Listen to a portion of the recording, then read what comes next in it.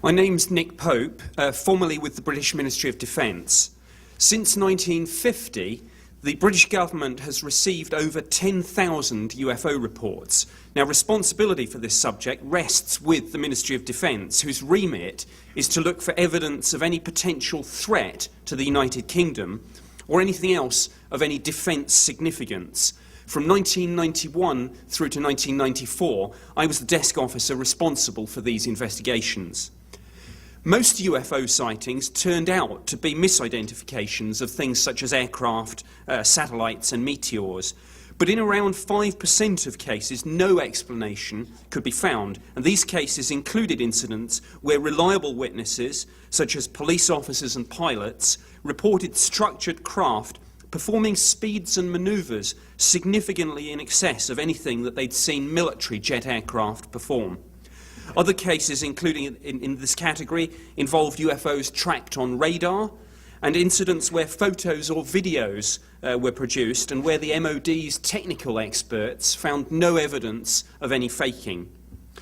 The MOD actually takes no position on the nature of the UFO phenomenon, but I and some of my colleagues became privately convinced that whatever was going on, there were serious defence, national security and flight safety issues involved.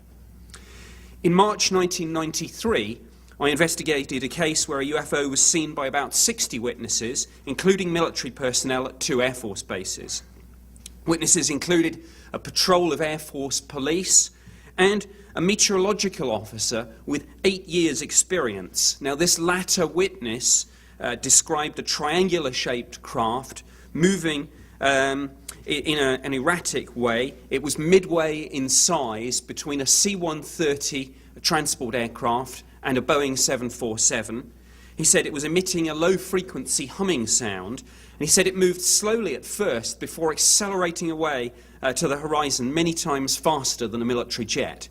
My head of division's brief to the Assistant Chief of the Air Staff concluded, quote, "In summary, there would seem to be some evidence on this occasion that an unidentified object or objects of unknown origin was operating over the UK," unquote.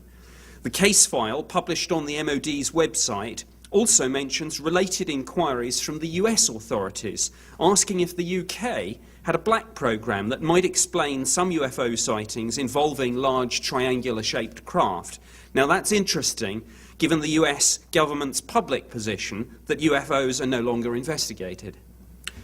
Britain's best-known UFO sighting occurred in 1980 and involved United States Air Force personnel from 2 military bases in the UK.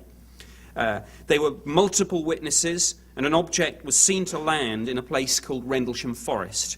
A Geiger counter was used to take radiation readings at the landing site, and the assessment undertaken by the MOD's Defence Intelligence staff stated that the levels recorded seemed, quote, "significantly higher than the average background," unquote.